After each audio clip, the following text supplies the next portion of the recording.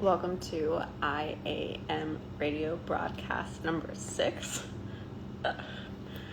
Today I want to talk about forgiving yourself, and this is applicable to others, but it'll be harder to give it to them until you give it to yourself. And, well, I think the easiest place to start is asking, when you don't forgive yourself, what are you doing?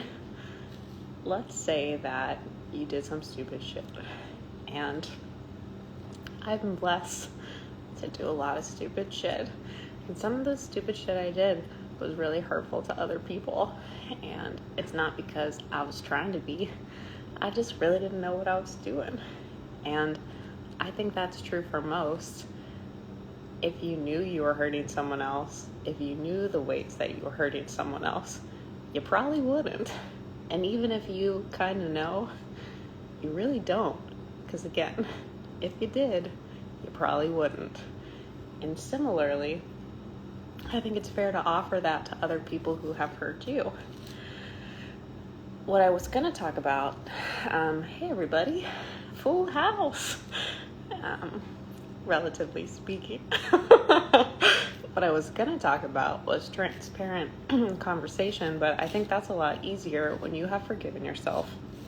So some of the things that we hold ourselves in the most contempt for, and when I'm talking, yes, I've been in my own lab for a minute. Fixing myself had been like it has taken front and center in my life. And if you watched the last iAMradio, you would have seen like you don't really need to fix so much as love. And then if you love it, it will fix it. But anyhow, I spent a lot of time in my own lab, but I also have worked professionally. I get paid for it with people for a long time. And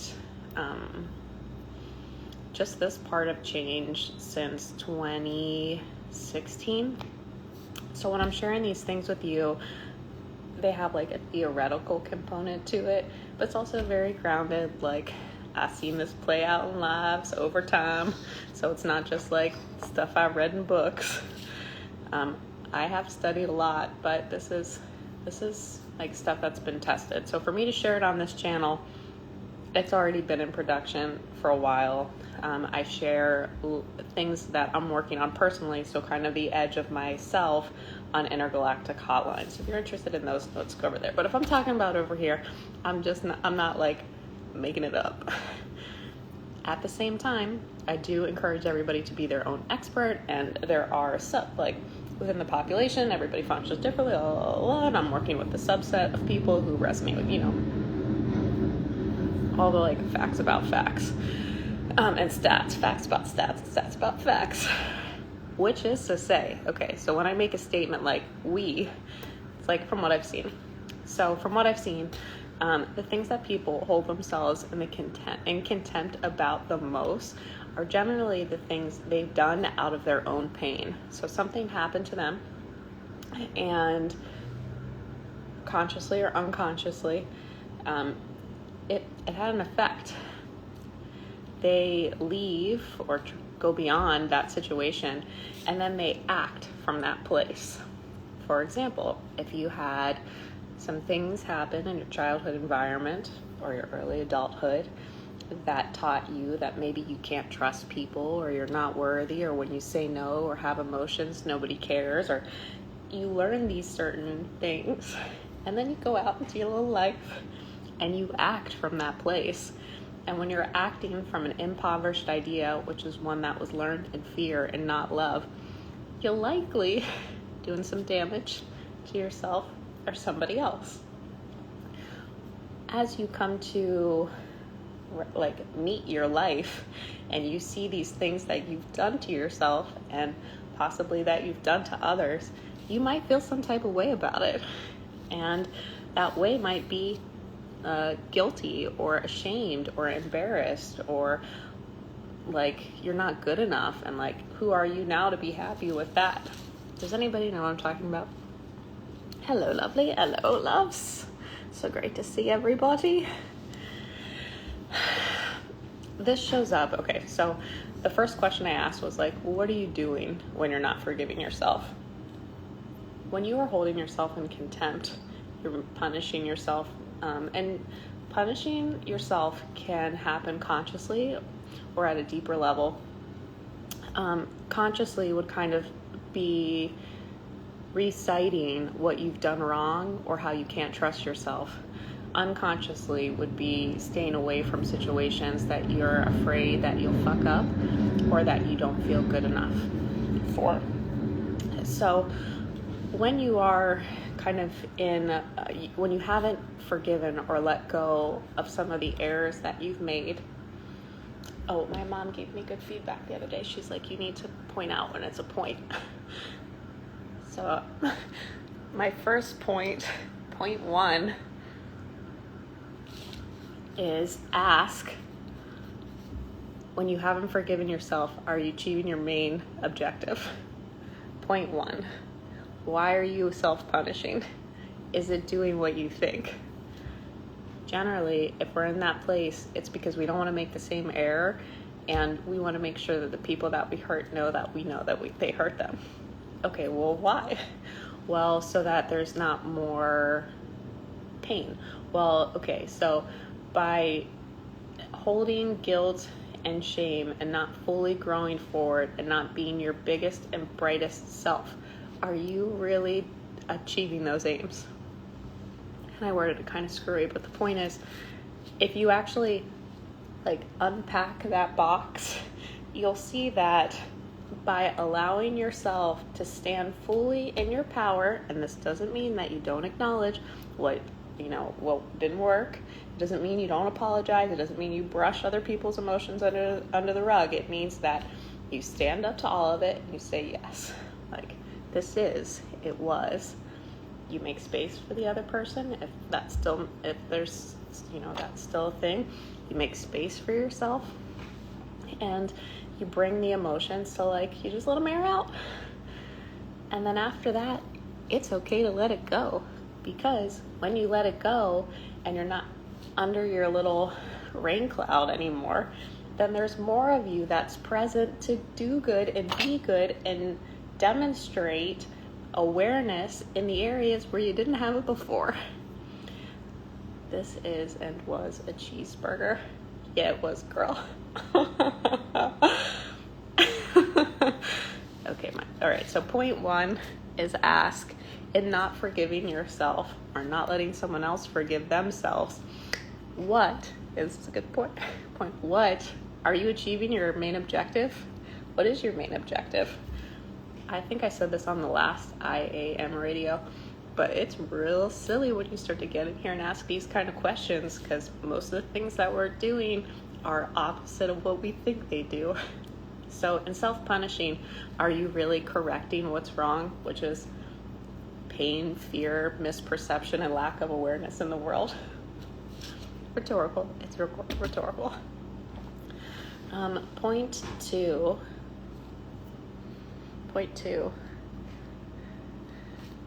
If it seems interesting for you to explore self-forgiveness after that inquiry, make space for the emotions. Yours, theirs. Maybe it's several years ago. Maybe you already said sorry to them. Maybe you already said sorry to yourself. In that case, take little time.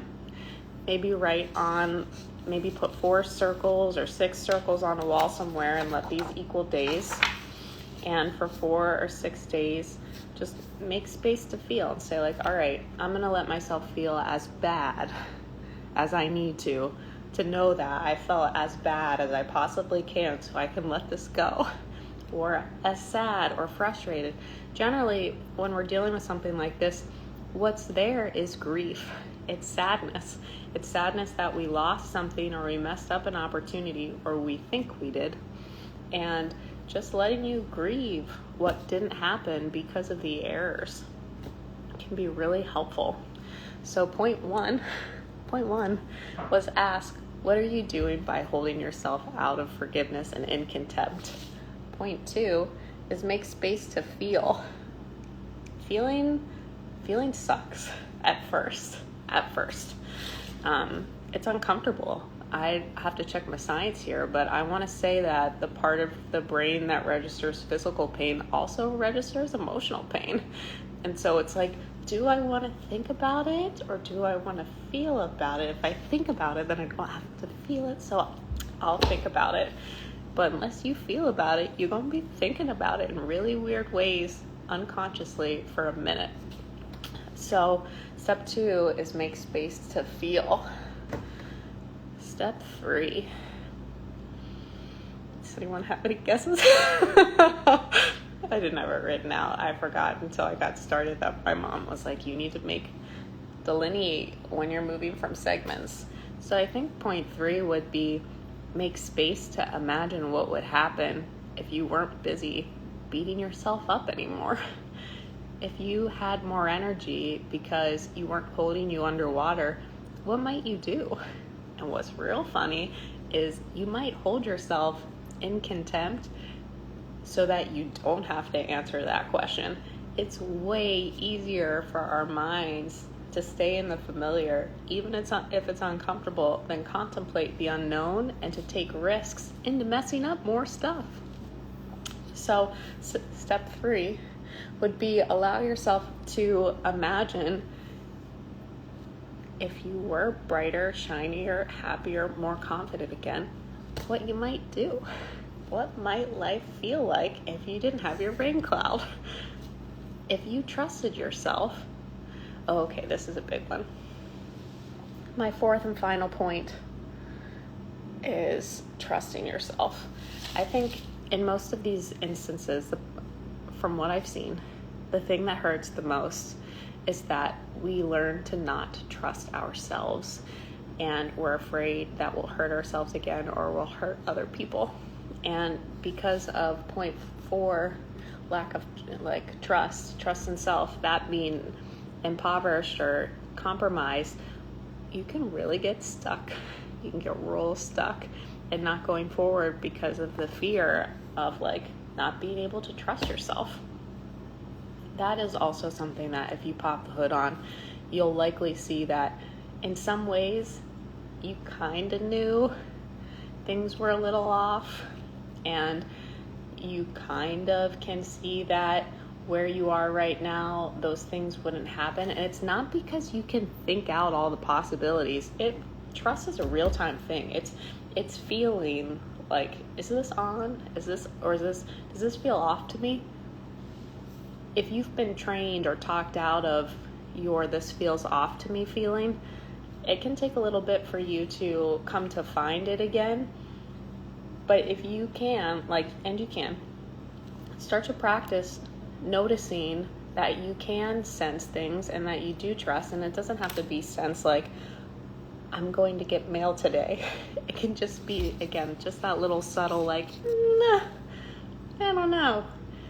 Watch where you do that and how you navigate, and then you don't have to worry about putting up all these crazy ass walls and barriers and obstacles and hoops, because real time, I want to take this step or I don't want to take this step, or I want to say no or I don't want to say no. Okay, so step 1 was ask, are you really doing what you think you're doing? Is it really helpful to other people and yourself to not forgive yourself? Point 2 was make space to feel. Point 3 was, what would happen if you were feeling a little bit better? What would happen if you did have a little swag again? What would happen, not just for yourself, but for other people? Self-forgiveness, most people, from what I've seen, are walking around in some level of self-rejection. If they could learn to forgive themselves, then more of them would be present to make more mistakes, which means they would take the risk to be honest with other people, which means they might take the risk to be to grow into more of themselves, which means hey, maybe the whole world would be a little bit happier because you forgave yourself. See what I'm saying there? And the last one, point 4, is start. Don't know what happened there. Point 4 is, how can you come to trust yourself again? And that really is an exploration of seeing that you do have an awareness of when something doesn't feel right to you. And it's okay to say no, even, or yes, whichever way it is, even if you don't understand it. And for that to really take hold, a partner belief that makes it possible is nobody needs to understand, nobody needs to like it, and it's okay. It's okay. This was just a brief one before I'm going to go to a step class. Any questions today? Thoughts, feelings, comments? Any ideas on the format or topics? Anything that's important to you or that you're working on? Anything you'd like to see? I really appreciate everybody coming in, coming out. I did put the 5 prior broadcasts on YouTube, youtube.com/The Shaylee Show, if that's an easier place for you to watch it or share with your friends or family. That's all I got. The gasp synced up with me looking at trash being blown in chaos. It would. I know, we trend. We're like tandem energy. Oh yeah. I'm not surprised.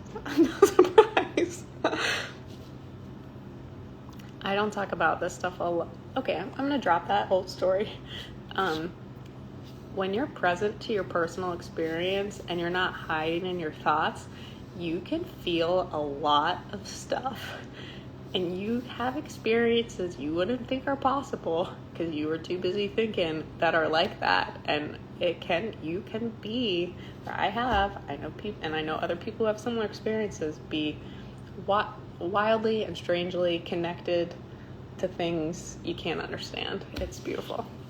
I would love you to address subconscious self-sabotage. I have shit come up in dreams and I wake depleted. I'm trying to unpack my crazy dreams. Okay, so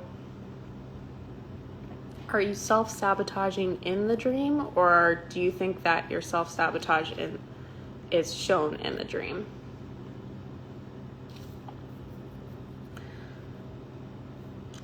I'm not really sure. Okay, this is how I would handle an inquiry like that. What holds you apart from the information is the idea you don't have access to it, or it's not the time to know. So what you could do is maybe have a little piece of paper and you write on it, what is here for me to see, and hang it somewhere. And while that's hanging for however many days, I like to suggest structuring things in experiments because it's easier to let go for a smaller period of time. Let go of trying to figure out any of the patterns, the self-sabotage patterns, or even the questions of the dream. Make space to receive this information. So when it's broad like this, you might also make space to see that why you don't want to see. So the barrier behind the barrier. When you're thinking, you can only think using what you know. And so you might not have, self-sabotage might not actually be the problem. It might be the symptom. And so when you're exploring what's there, you might miss why it's there. And so it persists. Let me see if I feel anything for you. I heard the word home. And in translating that,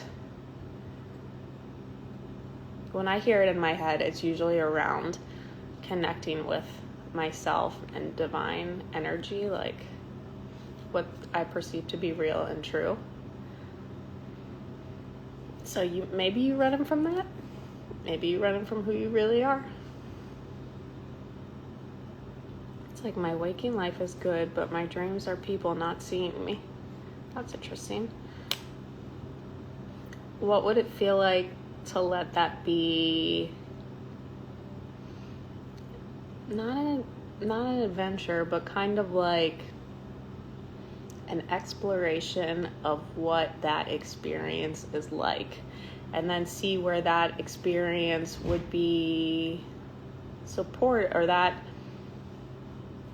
would help you connect with people differently now.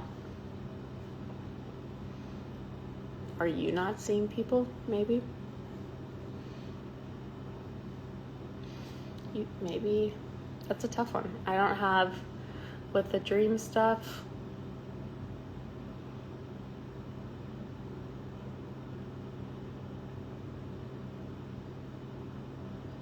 I still just keep hearing home. So I'm not really sure what's there for you. I will be interested to know what you find out, though, and I'll see if anything else comes to me, and if it does, I will send you a message. It would actually, what would be helpful if you do want to talk about it, is send me a couple more notes about how, like, why it's not necessarily alarming, but why it's present enough for you to ask about it. Like, what's there for you that it's there for you.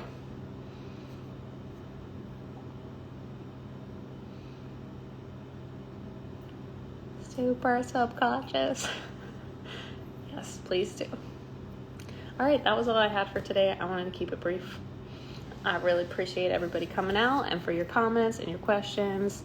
Like I said, my mom pointed out that it would be helpful if I pointed stuff out more directly and looped and circled more. And if you have any feedback about what I could do better, I'd be real interested. And by better, I mean I want to make this easy and digestible and useful. Or I just come out here and tell jokes.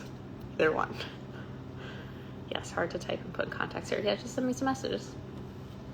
All right, much love to everybody. Thanks for coming out.